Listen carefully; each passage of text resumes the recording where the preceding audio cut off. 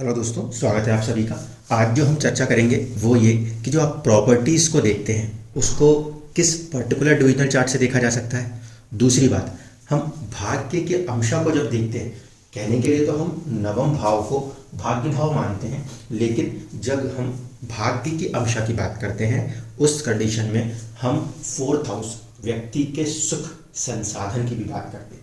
इस कारण से कई जगहों पर जो D4 होता है, चतुर्थ अंशा होता है, उस चतुर्थ अंशा को ही हम भाग्य अंशा के रूप में भी पढ़ते हैं। तो पहले तो एक जनरल ओवरव्यू समझते हैं कि भाग्य अंशा या चतुर्थ अंशा किस बात को रिप्रेजेंट करने की कोशिश कर रहा है।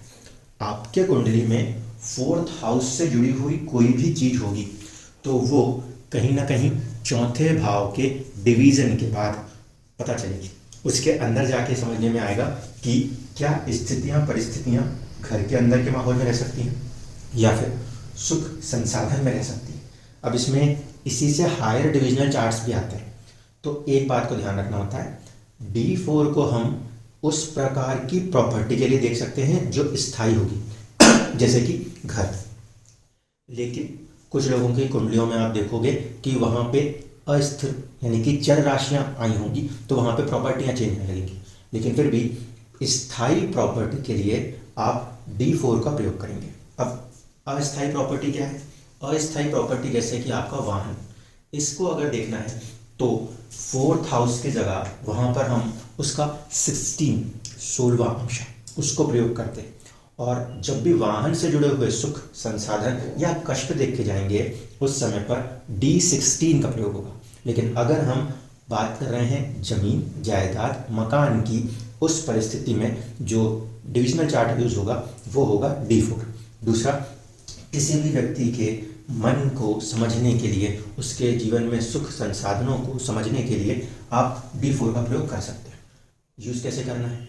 देखिए, सबसे पहली चीज इस बात को ऑब्जर्व करना है कि यहाँ पर जो भी लगन बनता हो वो लगन आपके कुंडली में कहाँ से आया है, नंबर 1। क्योंकि ये है हमारे लिए जन्म लगन कुंडली, ये हमारे लिए है डिविजनल चार्ट। तो अंशा को भी हमको उस रूप में देखना पड़ेगा। यहाँ पे हमने देखा 12 नंबर की राशि उदित हो गई, जबकि लगन में 9 नंबर की राशि उदित हो रही थी। तो ये 12 नंबर की राशि कहाँ से आई? चौथे भाव से आई। पहली पॉजिटिव चीज क्या हुई? चौथे भाव का ही सीधा संबंध आपके D4 के डिविजनल चार्ट से बन गया, उसके लगन से बन गया। तो व्यक्ति को मटीरियली जीवन के अंदर चीजें जो हैं वो प्राप्त होंगी नेचुरली। इस पर्टिकुलर हाउस का ही स्वामी, अभी भी यहाँ पे स्वामी बना। लेकिन अब देखिए, भाव पीड़ित हो रहा है क्या? यहाँ पर हम देख रहे हैं तो फोर्थ हाउस का स्वामी होकर गुरु 12वें घर में गया, चिंताओं के घर में गया। यहाँ पर फिर हमने उठाया इसी के गुरु को और ये गुरु अपने से फिर एक घर पीछे चला गया।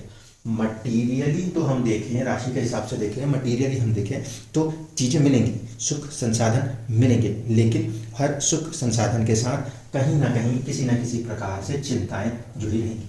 क्योंकि यहाँ पर मन का चौथे भाव का स्वामी वो जाके बैठा है आपके 12वें घर में, और यहाँ पर जो आपके लिए प्रॉपर्टी या मन के सुख का लग्नेश गुरु होगा वो जाकर के बैठा है कहीं ना कहीं फिर से 12वें में। तो व्यक्ति के पास मटेरियल तो होगा, लेकिन मटेरियल के साथ साथ चिंताएं भी हो जाएंगी। क्योंकि यहाँ पर दोनों परिस्थितियों में मन के सुख की स्थिति कुछ ऐसी बन रही है।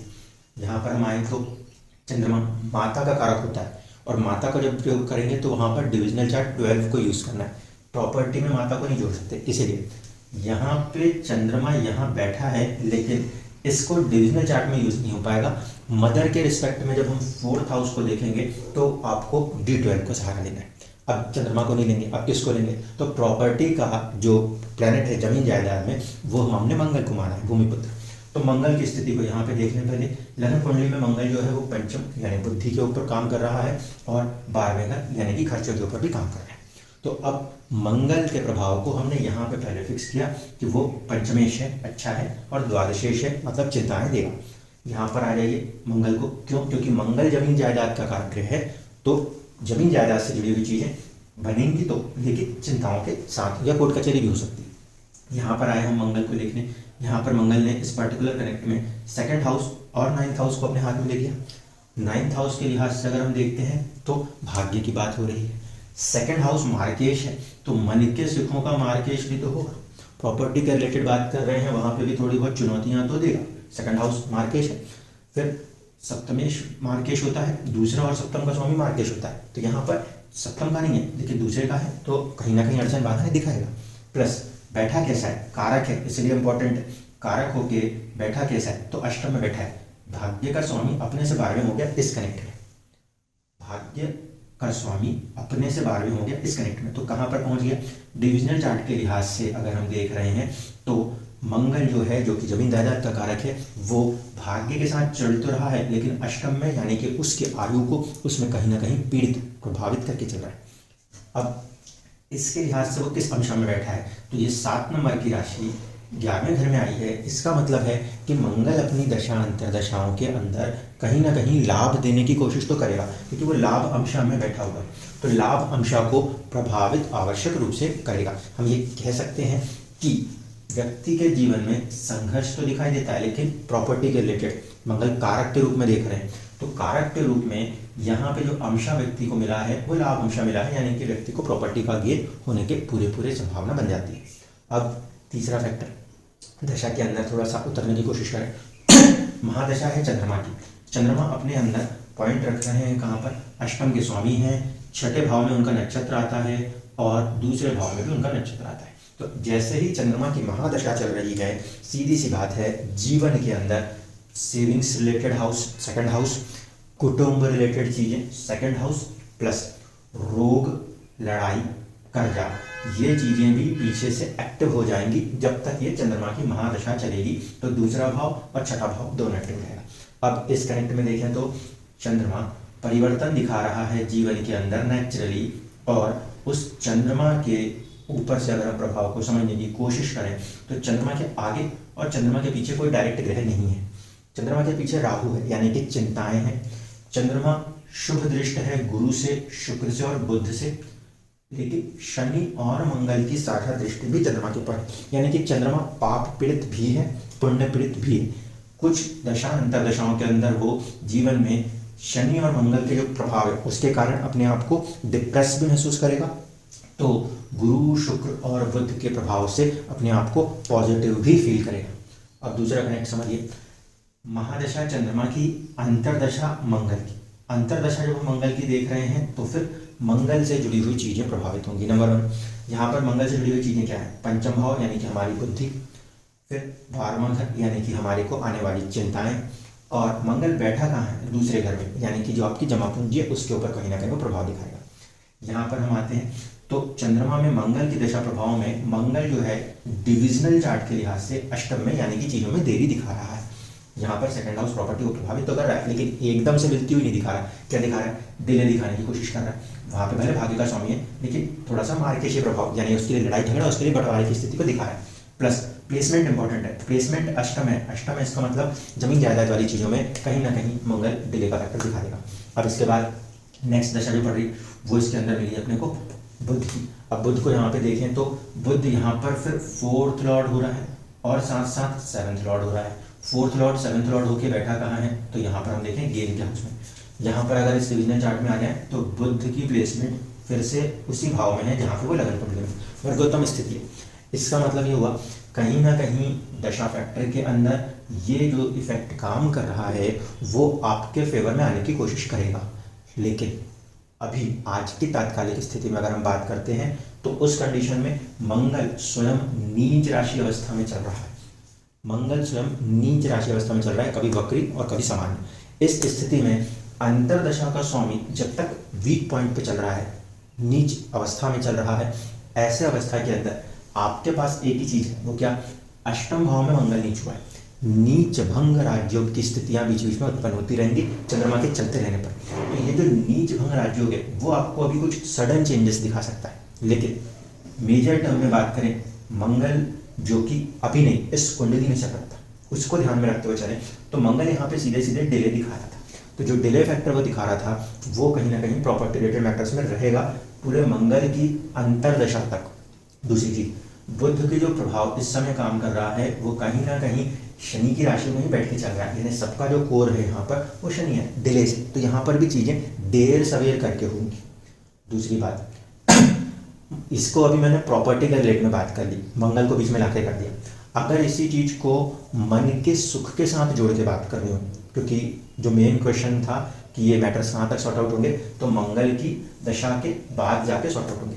अब यहाँ पे दूसरे पॉइंट को रिलीज करने की कोशिश कर रहा हूँ कि व्यक्ति के मन की खुशी को जब इसमें कनेक्ट करेंगे तो वहाँ पे आप मंगल को नहीं लीजिएगा, वहाँ पे आप चंद्रमा को उठा लीजिएगा। जहाँ पर चंद्रमा माता के कारक के रूप में नहीं, किसी भी डिविजनल चार्ट में चंद्रमा उस पर्टिकुलर चीज को लेकर अपनी एक जो प्रभाव है, आपके मन का क्या प्रभाव है वो दर्शाता है। तो यहाँ पर हम अगर इंडिविजुअल चार्ट के तौर पे देखते हैं तब चंद्रमा की प्लेसमेंट जो है वो सेकंड हाउस में है, यानी कि अगर हम सुख संसाधन के लिए देख रहे हैं तो सुख संसाधन को एकत्र करने वाले भाव में हो गया, ये स्वामी हो गया सुख संसाधन का, और ये सेकंड हाउस है यानी कि उसको स्टोर करना, सेविंग्स करना। तो मन जो है वो कहीं ना कहीं प्रॉपर्टी को संरक्षित सेव करने की कोशिश करता हुआ दिखाई दे रहा है। तो चंद्रमा की दशा के अंदर इस डिविजनल चार्ट को इंडिविजुअली समझें तो व्यक्ति ये जानने की कोशिश करेगा कि उनकी जो प्रॉपर्टीज हैं वो एक साथ इंटैक्ट रहें, संरक्षित रहें। दूसरा फैक्टर चौथा भाव, चौथा भाव यहाँ पर लगन कुंडली का भी, और फिर वही चौथा भाव हमको उस डिविजनल चार्ट में उठाना है। अब इस डिविजनल चार्ट में चौथे भाव का स्वामी अपने से 6-8 का संबंध कर रहा है। ये जो 6-8 का संबंध कर रहा है ये बताता है कि व्यक्ति के जीवन में सुख होने के बावजूद भी वो सुख कहीं ना कहीं एक प्रकार के संघर्ष से बनते हुए नजर आएंगे। हो सकता है कि चीज़ें आपको गिफ्ट में मिल जाएं, लेकिन उसके बाद भी वो कहीं ना कहीं जो एक प्रकार से हम कहते हैं मन की खुशी, वो मन की खुशी वाला जो स्थिति है वो देर सवेर है, 6-8 है, षडाष्टक रूल में है। लाभ भाव के साथ इसका संबंध बन रहा है शनि के साथ, लेकिन शनि चिंताओं का भी स्वामी है। इस लिहाज से जीवन में सुख तो आएंगे, लेकिन जीवन में जो भी सुख आएंगे उसमें चिंताएं कहीं ना कहीं किसी ना किसी रूप में जुड़ी हुई होंगी। ये बात इंपॉर्टेंट हो जाएगी। दूसरी बात, केतु की मौजूदगी है यहाँ पर इस लग्न के ऊपर, तो जीवन में कई बार ऐसी स्थितियां भी उत्पन्न होंगी जहां पर व्यक्ति चीजों के त्याग की भावना दर्शाएगा, क्योंकि केतु त्याग को दिखाता है। दूसरी तरफ केतु के त्याग के साथ साथ एक चीज और ध्यान रखनी है, वो ये कि केतु का डिस्पोजिटर गुरु वो भी 12वें भाव में है, वो भी ऐसे स्थिति में है कि एक समय अवधि के बाद वो चीज़ों को स्वयं ही, जैसे हम कहते हैं चैरिटी, उस हिसाब से देने में विश्वास कर जाता है। तो मन के सुख को अगर जोड़ के समझने की कोशिश कर रहे हैं दोस्तों, तब चंद्रमा को उठाना है, चौथे भाव को उठाना है। लेकिन अगर हम प्रॉपर्टी के रिलेट में बात कर रहे हैं, उस कंडीशन में आपको मंगल जो कारक होता है उसका प्रयोग करना है, और उसको फिर रीड करना है। किसके रिस्पेक्ट में करेंगे, तो उस मंगल को रीड करना होगा आपको अपने जन्म लगन कुंडली के चौथे भाव के रिस्पेक्ट में। चौथे भाव का स्वामी यहाँ पर जो है वो गुरु था, और गुरु से उसका जो संबंध है नवपंचम का संबंध है। नवपंचम के संबंध में गुरु की दृष्टि भी उसके ऊपर है। ऐसे स्थिति में हम ये कह सकते हैं कि चिंताओं के बाद, संघर्षों के बाद, गुरु भी 12वें में और मंगल भी अष्टम में, चिंताओं के बाद चीज़ें देर से होंगी, तो संघर्ष के बाद ही कहीं ना कहीं चीज़ें वापस आपके पास आती हुई दिखाई देगी, क्योंकि जब तक चंद्रमा की महादशा चल रही होगी कुछ ना कुछ मैटर इशू सेकंड हाउस के हमेशा बने रहेंगे। इसी प्रकार से छठे भाव के हिसाब से लड़ाई झगड़ा या कर्ज और बीमारी, इन चीज़ों का भी सामना चंद्रमा की दशा के अंदर रह के होता हुआ नजर आ सकता है। उससे आपको सावधान रहना चाहिए।